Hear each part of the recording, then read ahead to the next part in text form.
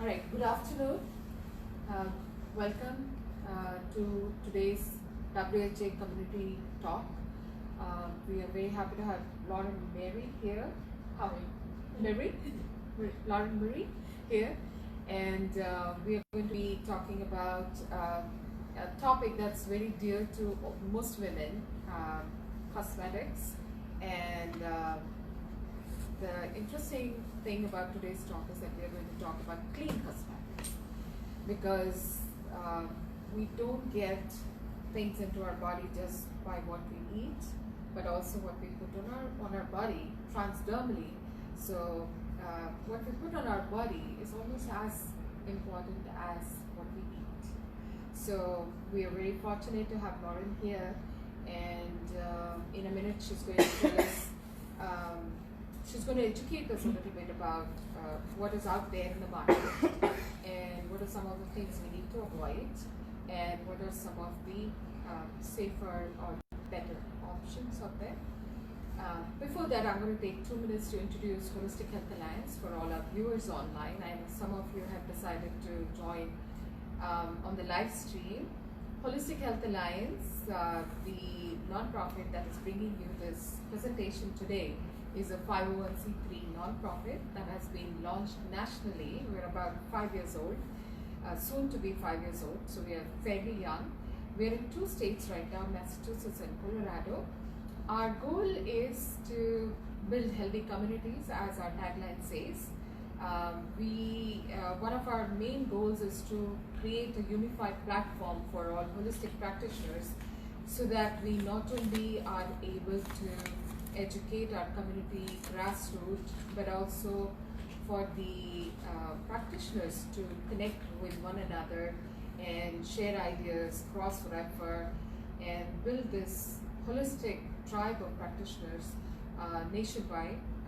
So we meet periodically over dinners.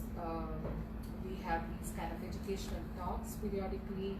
We have an annual health fair every September-October time frame, where we have about 20-25 vendors and experiential activities. So I think the best way to stay tuned and learn more about us is to go on our website, www.wholistichealthalliance.org, holistic starting with a W, and also you can go to our Facebook page and see all the events that are listed for 2020 already. So with that, I'm going to pass on the platform to Lauren. Go ahead, Lauren. Thank you so much. Thank you guys for coming here today. This is a topic I'm very passionate about, and I am an educator, which I will tell you a little bit more about, and so I love getting to be able to talk to women and educate them about safer beauty products and what it means for you. So before I get started, I'd love to know why you guys are here. So I have, do you guys have pens? I have this little, I am a teacher, so there might be some interactive activities throughout this. I have a box of pens. So the company that I work for is called Beauty Counter, and our goal is to get safer products into the hands of everyone through education and advocacy. And our sort of catchphrase that has been circulating is looking good is only half the picture, right? So it's not just about good skincare, good makeup. There's a whole picture behind it that's very important, and that's what we're doing. So I want to know why you chose to learn about safer beauty, why you feel it's important to you, why would you educate or advocate for safer beauty products. So I'm going to pass this around, and I'd love for you to write your why, and then I'll tell you a little bit about my why.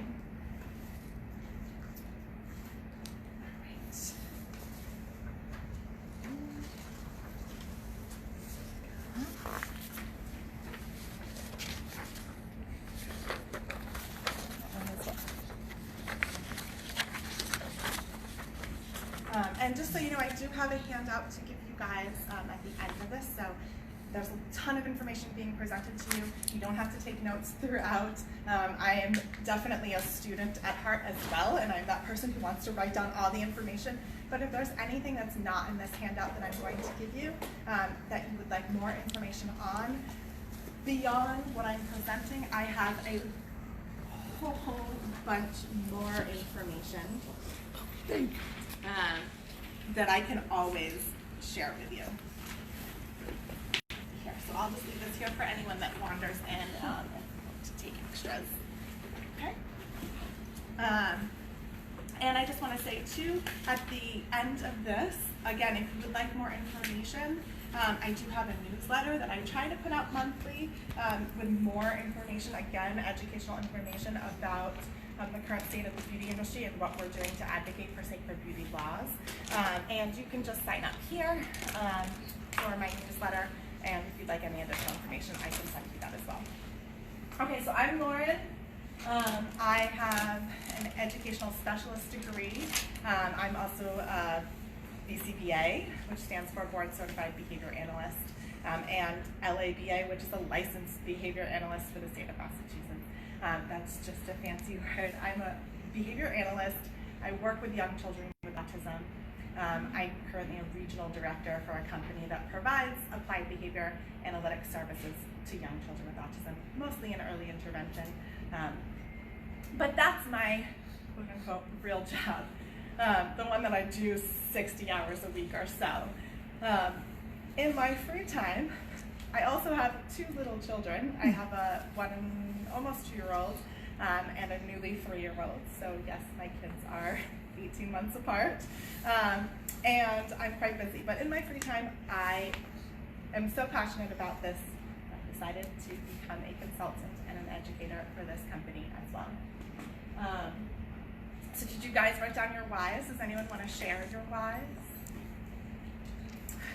That's okay, it can be yours. That's totally fine. Why? Why I'm here? No. Why do you want to know about clean beauty? Do you want to share? I say because it's better for your skin, it's healthier for you. I mean, your skin is the largest organ in your body and you need to take good care of it. Yes, absolutely. I like that you said that. The skin is the largest organ in our body, and I think it's something we don't think about often. We're exposed to lots of things throughout the environment, throughout our day, and what we put on our skin matters. When I started to look more into the products that I use today, I was astonished by what I had learned, and I immediately wanted to tell everybody. And I was like, did you know this? Like, what? Why don't we know this? Why is this not okay? For me, I immediately thought, well, you know, the FDA is supposed to be protecting us. If it's on the shelves, it must be safe. And that's unfortunately not the truth. I guess that's sort of my why. That's my son right there, with a bad haircut, and our Beauty Counter red lipstick on, which is our advocacy lipstick that we sell. Basically, just as a way to say, you know, ask me about safer beauty. Ask me about why I'm wearing this red lipstick, right? Ask me about why lipstick can be revolutionary. Why is this lipstick going to change the world? And I'll tell you a little bit more about that. But really, the future generations and the current generations,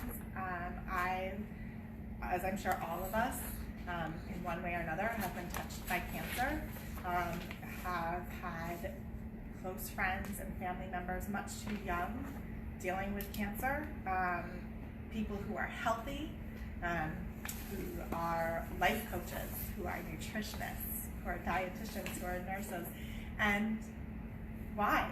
You know, the healthiest people that I know are getting sick like this, and it shouldn't be that way. So hopefully our children and the future generations won't have to find out this information, won't have to be the person who reads every single label to know if what they're purchasing is clean, because we will have laws regulating and ensuring that what's on the shelf is clean for us. So let me tell you a little bit about overall cosmetic use and the chemicals that are in our products. So on average, women use about 12 products per day. Men use about 6. Teenage girls use an average of 17 products per day.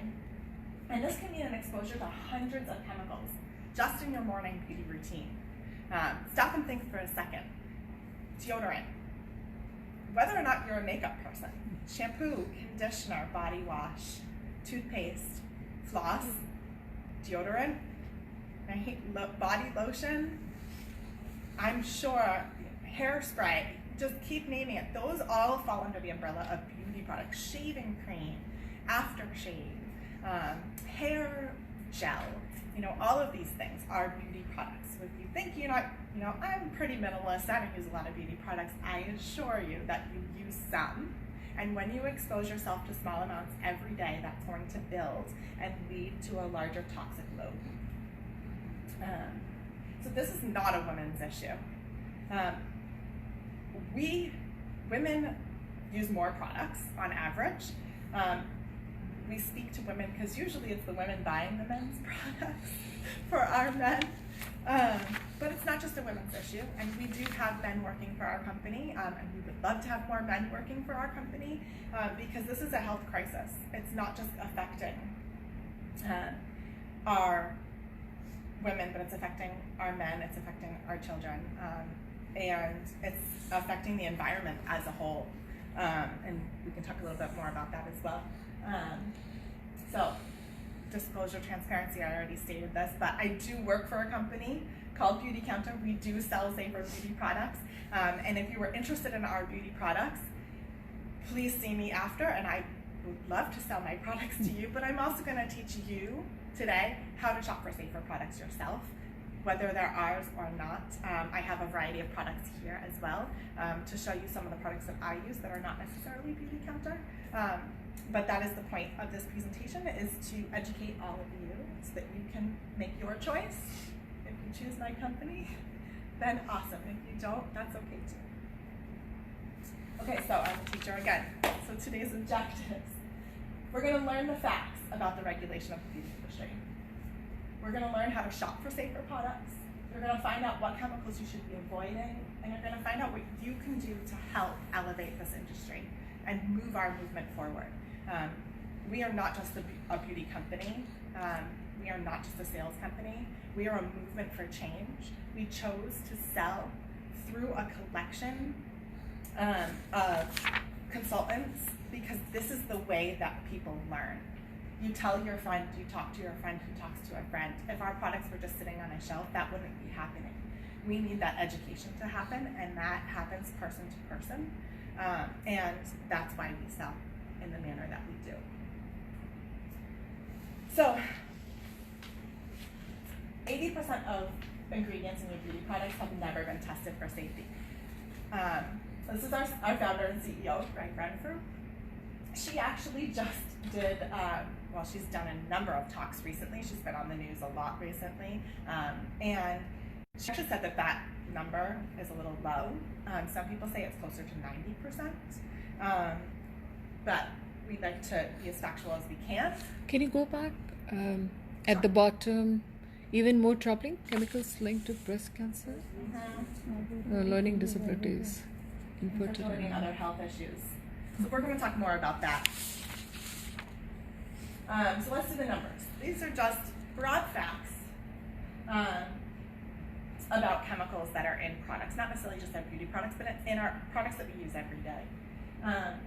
1938 was the last year that Congress passed a major federal law regulating the cosmetics. 2 is the number of pages of that law. It's a $62 billion industry. That was the value of it in 2016, and there are 2 pages regulating that industry.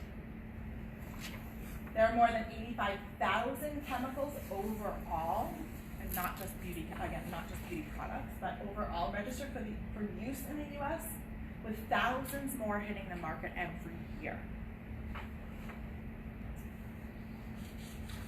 1,400 is the number of chemicals that are currently banned in the EU. 600 are currently banned in Canada. Just lost my thought for a second. In the United States, our number is 30. When this company was started almost 7 years ago, that number was 11. So we've come far, but certainly not far enough. In the US and Canada, it's currently legal for companies to use dozens of chemicals under the word fragrance. Have you guys heard of the fragrance loophole? A lot of people know about that now, and that's a good start. So a study by the Red Cross found that more than 200 industrial chemicals were in the cord blood of newborn babies. So what you put on your skin matters, again. So let's break it down a little bit. More than 85,000 chemicals registered for use, with thousands hitting the market every year. So currently there are approximately 2,800 high production volume chemicals produced in the United States, which is exceeding 1 million pounds. They're used extensively in our homes, schools, communities, but less than 1/3 have publicly available safety data, and less than 2% have been assessed for their effects in children's health and development. The Toxic Substances Control Act was updated in 2016, and it's the primary law that regulates chemicals. However, the EPA has not reviewed the majority of industrial chemicals for human health effects. Over 30 years, the Toxic Substances Control Act, 30 years since it was enacted, the EPA has succeeded in compelling hazard testing for only about 200 of the tens of thousands chemicals. And the newly formed TSCA allows the EPA to evaluate more chemicals for safety. So we're making progress. I know these numbers seem dire. I promise there's a light at the end of the tunnel here. Okay, so the Environmental Health and Safety Act in the United States, more than 4 billion pounds of toxic chemicals are released into the environment each year. 72 million pounds of recognized carcinogens, cancer-causing, right? Of the top 20 chemicals discharged into the environment, nearly 75% are known or suspected to be toxic to the developing human brain. So what are the social implications of this? Exposure to toxic chemicals is responsible for nearly $80 billion in annual healthcare costs, a loss of productivity in the workforce, a loss of IQ points. Studies are far from comprehensive, and the toll is huge.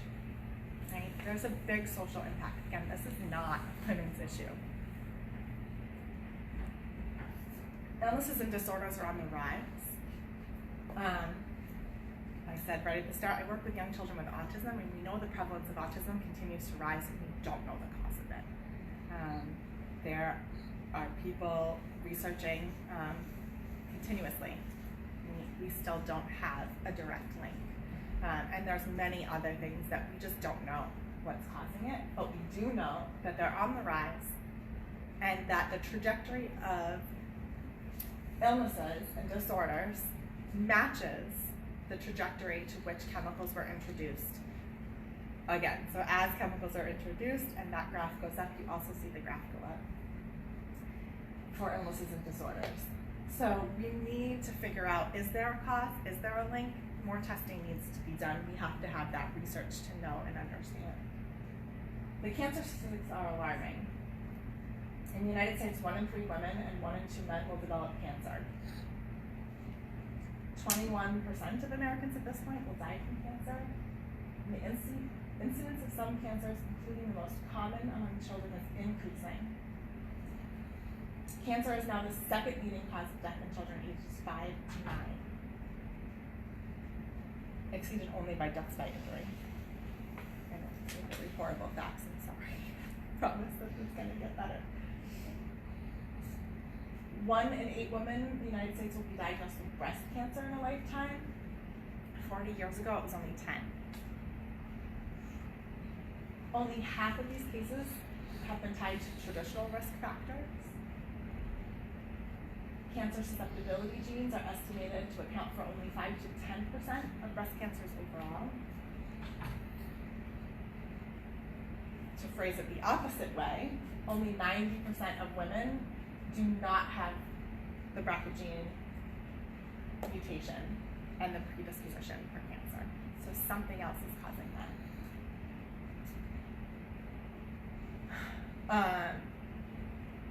We have our company has a number of partnerships, and one is the breast cancer prevention partners, and we're working hard to prevent breast cancer in partnership with them. So, fertility and reproductive issues. There's difficulty in conceiving and maintaining a pregnancy. Affected 40% more women in 2002 than in 1982. From 82 to 95, instances of reported difficulty almost doubled in younger women, ages 18 to 25. So perhaps this is because people are coming forward more, people are more open, people are talking about it more, but I don't think that can be accounting for 50% increase. There's growing scientific evidence of the impact of environmental contaminants on declining reproductive function and increasing rates of reproductive illnesses since the mid-20th century, including difficulty conceiving, maintaining pregnancy, increased rates of testicular cancer, and preterm birth. Studies indicate that sperm count and testosterone levels may be declining. Specific to environmental exposures like BPA and phthalates, have you heard about these chemicals? We do know now, right, BPA is banned, which is great. Again, progress forward. Prenatal exposure to phthalates chemicals found in personal care products can cause the reproductive organs of male infants to develop abnormally. So these are known problems with research supporting that. Girls are entering puberty earlier, in part is due to the exposure to endocrine disruptors. Early puberty puts girls at higher risk for later lifetime breast cancer.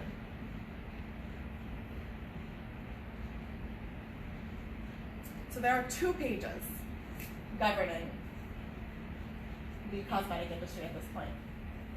More than 3,000 materials have been reported as used in fragrance compounds found in cosmetics and other consumer products, right? So that one ingredient can have up to 3,000 chemicals. Fragrance is considered a trade secret, so companies don't have to disclose what's in their fragrance compound.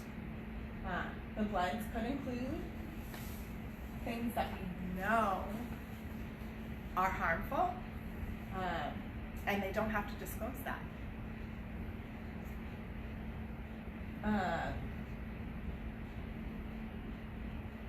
The review panel states that if, as of 2012, it has reviewed 3,156 ingredients and found only 12 to be unsafe. The CIR has not analyzed 70% of the cosmetic ingredients.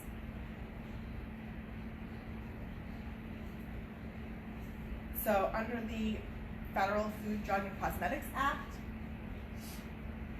the FDA oversees the cosmetic industry currently, and they virtually have no power to regulate the industry. Drugs, food, biologics, and medical devices, they have much more regulation there.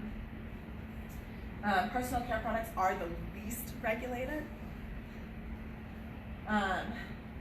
The FDA currently can't recall anything if they do find that there's something to be unsafe. So I don't know if you recently saw an article that Claire's was selling children's makeup that was found to have asbestos in it.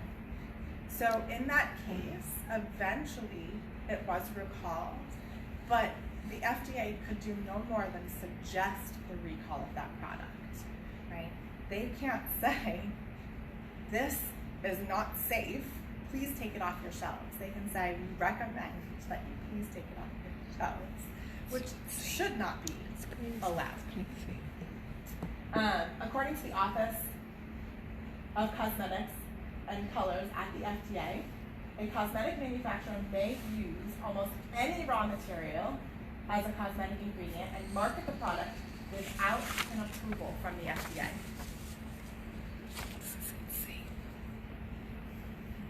There's a lot of information. Lauren, may I ask how many slides you have? Like just Just over 20. more? 30. 30 more? 38 total. So how many more think- is that? So you wanna? Yeah, sure. Yeah. Okay, so we've heard the stats. They're bad. We'll move forward. This is just some resources. So the stats are bad. What do we do about it, right? We are working to teach people how to shop safer and how to come clean, which is the term that we're choosing to use. And we do that using a 5-step process. We ban intentionally, we screen rigorously, we learn constantly, we source responsibly, and we share transparently. So we ban intentionally using something we call the Never List. Our Never List was just upgraded. We currently promise to never formulate with over 1,800 potentially harmful ingredients that you will never find in any of our products. A number of our products are EWG verified. Are you guys familiar with the EWG? Yeah. Earth Working Group. Yeah. The Environmental Working Group. Sorry, yeah. Environmental. So if you do have a product that you are using and you're wondering if it's safe, it's a really good idea to go to their website and check to see. They are going to rate your product on a scale of 1 to 10, with 10 being the most harmful. They look at carcinogens, they look at allergens, but the only way that a product can be added to their database is if the company chooses to disclose 100% of its products. So that's where transparency is really important. Because oftentimes if a company's not disclosing, then they can't rate it to see if the products are safe or not. But the EWG is a great resource to start with, and a number of our products are verified by them. So we screen rigorously. We use the best available resources we have to screen and assess every potential ingredient for information on specific health concerns like cancer, hormone disruptors, irritation, endocrine disruption, all of that. So there is a difference between screening and testing. We developed our own screening and testing protocol to help us make safer products. There are important differences between screening and testing, and we screen every potential ingredient for safety utilizing the latest scientific resource.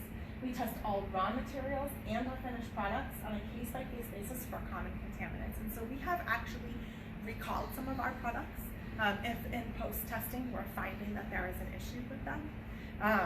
But we do test and screen rigorously to ensure the safety of your products. We learn constantly, so as you just learned in the previous slides, that there are major data gaps. We can't account for the majority of our ingredients in our cosmetics. We don't know whether or not they're harmful. So we continually review emerging data, and we are conducting our own studies as well. So we announced last year a groundbreaking research collaboration with Tufts, which I thought was so cool because we are a California-based company, and Tufts is literally in my backyard. I can walk to the campus in 10 minutes, which I think is so cool. I actually have a number of Tufts students on my team working with me, which I think is also really cool. So one of the largest gaps in data is in the endocrine and hormonal effects that ingredients have on personal care products. And we have partnered with Dr. Anna Soto, and she is the person who is instrumental in removing BPA. So we look at not only what's in our products, but also what our products come in, the packaging our products come in. That's really important as well. We will be publishing that in a peer-reviewed journal. So we are doing our own research, and we're not choosing to keep that information to ourselves. We certainly could and sell our products, but we're choosing to share it to elevate the beauty industry as a whole. We would like you to have a choice in your beauty products, and we would like for all of your choices to be safer. We source responsibly, so we choose only the best organic, natural, sustainable, and synthetic ingredients that meet those standards. When you see the labels, natural, organic, these labels don't mean anything. The FDA, as you learned, has no regulation. That word, there is no definition of what that word means. And so companies will use that for something we call greenwashing, right? To lure you in as a marketing strategy. Just because it says natural does not mean that it is safe, which is why we choose to use the word safe and clean. And we are working hard to get the words organic and natural regulated so that there is a clear definition. So when companies use those words, they mean something, there's value behind it. Beauty Counter favors business partners that share a vision for fair labor standards, and we treat our supply chains with respect. We understand that responsible sourcing is multifaceted, so it means considering sustainability of a particular crop, as well as the people that work those crops. From the soil to our labs, we ensure that we have safer products to everyone. So one way that we did this, we just released a short 12-minute documentary on mica to expose the problems with mica. Is anyone familiar with that?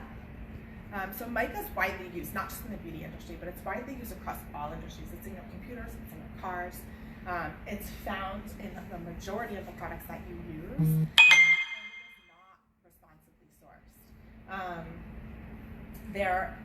We exposed child labor, wage stealing, many issues within the mica chain, and we've decided that it's important that we both support the communities and rely on the mica, and we make sure that it's responsibly sourced. So we didn't want to pull out from utilizing mica nationally, but we wanted to support the community and ensure responsibility. So we have a whole way of doing that, and we're actually creating a checklist for other companies to follow suit. This is the way that we're doing it. Here's a guide for you to do it as well. Some of our mica does come from the United States, but the amount and the quality that we needed, we couldn't just source from the United States alone. So we do source worldwide. So each formula of ingredients, including known components of fragrance flavors and intentionally added preservatives, are listed on our product labels at beautycounter.com. You can come to my website specifically by using /LaurenBerghans.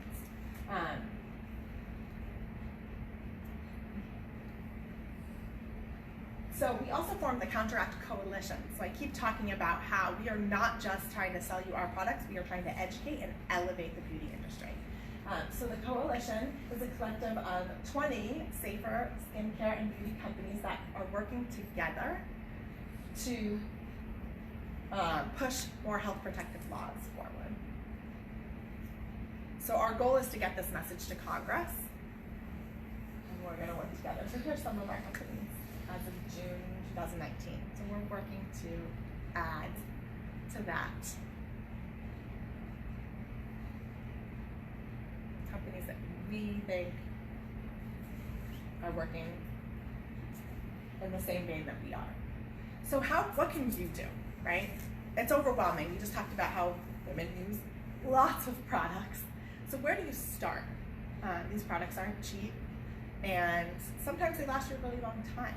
So you don't necessarily need to throw everything out, but there are 6 products that you can do that will help you make that clean swap. These are the products that you use most on your body, that cover the most of your body, and they're the ones that are probably going to be the most harmful that you'd like to switch out first. So eye creams and face creams, serums, things like that.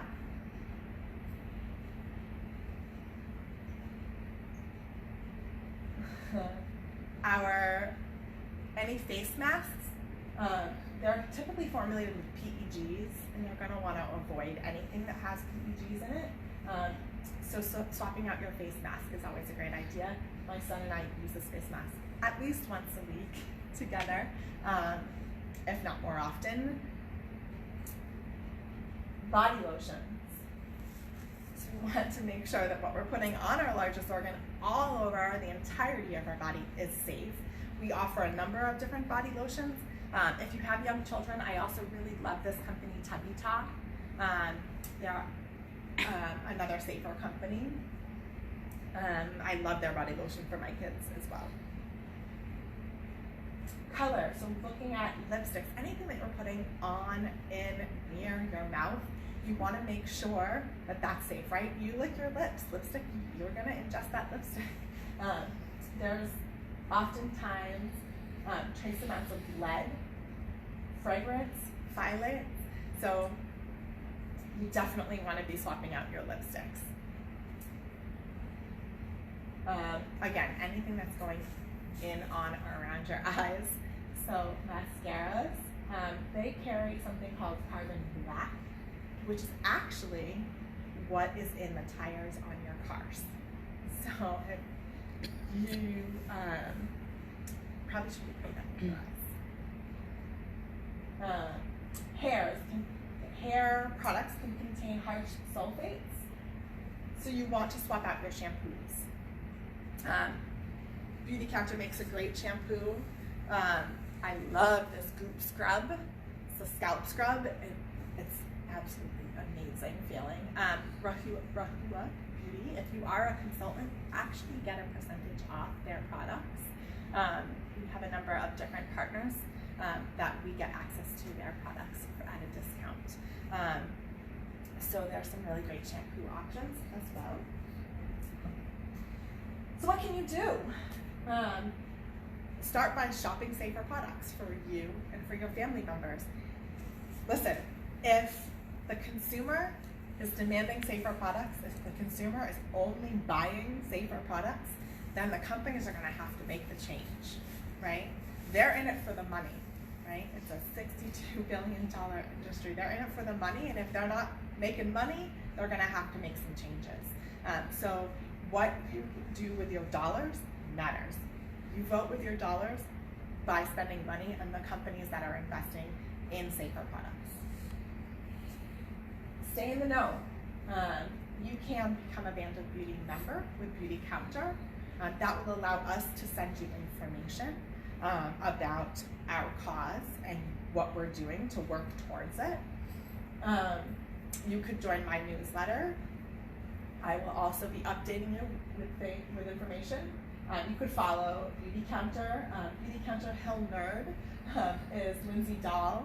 She has an amazing blog, and she works for Beauty Counter as our Senior VP of Social Mission.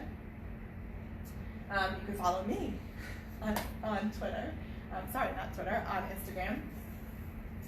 You can, right now on your phones, text the words Better Beauty or Micah to 52886, and that is going to immediately urge your local congressman or woman for better beauty laws or responsible sourcing. So right away, that's going to alert them to pay more attention to these things. Share, talk to your friends, talk to your families. If you're a friend or family member of mine, you better believe that for your birthday, if you have a baby, for holidays, you're getting Beauty Counter products, because I want you to have safer products. I want my family and friends to be around me forever. And so if I can give that to them, if I can give them the gift of safer beauty, I'm going to be doing that. So please share, tell people about it. If you have a consultant that's local to you, work with your local consultant. If you don't, I'd be happy to support and help you on your safer beauty journey. Join me on the journey. Become an educator. Become a consultant. Listen, it doesn't take a ton of time to be able to do this. As I said at the start, I don't have a lot of time in my life. It's just about having conversations and being consistent with people. I work this job super part-time, but I've managed to get to the top, I think 5% of the company. I have a small team underneath me. The majority of what I do comes from my own work and effort. We are a certified B Corporation. I don't know if you guys are familiar with certified B Corps. So B stands for benefit. We put people and planet over profit. We have a social mission, and actually our social mission report is printed here if you guys would like to peruse it after. You're welcome that. I could also email the PDF to you if you'd like to read through our social mission report and find out how we score as a certified B Corporation and what we're doing to keep that certification. So yeah, become an educator, become a consultant, share the information, make some money while you share this information, and get a discount on beauty products. You can also host. It's a great way to share all of this information. If you host an event like this, you can get some free and half off products yourself. So it's a great way to get access to the products, and again, share it with your family and friends. Advocacy. So, on December 4th, our founder and CEO, Greg Renfrew, testified as an expert witness in front of the Subcommittee on Health, talking about this, all of the information that I presented to you, what the current statistics are, what the facts are, what we need to do to elevate it, what we're asking Congress to do. And we're really proud of this because what we're doing is saying, yes, we sell beauty products. Yes, this is a pain, but if you put more regulations on us, it's going to make our life harder. It's going to make us have to work more, but we think that's the most important thing. We want you to be regulating the beauty industry as a whole. And if you like that video of her testimony or of the entire testimony, it's all incredibly interesting. Every expert witness that presented was incredibly interesting. I'm happy to share that information with you as well. So here's some more information, and I can send you any of these links if you'd like. LindsayDull.com, go check out our Senior VP of Social Mission. The Zoe Report just had a really great article about MICA. I can share our documentary about MICA with you. Very recently, in the past couple of weeks, our CEO was on Nightly News with Lester Holt. She was on the Today Show. Her testimony. This is another great article, and again, I have a list of these, and I can send you all the links if you'd like. So just email or shoot me a text or a Facebook message, however you want to get a hold of me. And thank you so much. Okay, well, thank you. Thank you. Can I just hold it? So we just have a little bit of time left. Okay, so we'd like to sign up quickly, like to wrap up your talk. Thank you so much, Lauren, for sharing valuable information with all of us. I think as women, as you said, even if we are minimalistic, we are still putting something on our skin. I think it's mind-blowing what's happening with the food industry and with living in general, because it's mind-boggling that so many chemicals and there's barely any regulation. It's criminal. I agree. It's criminal.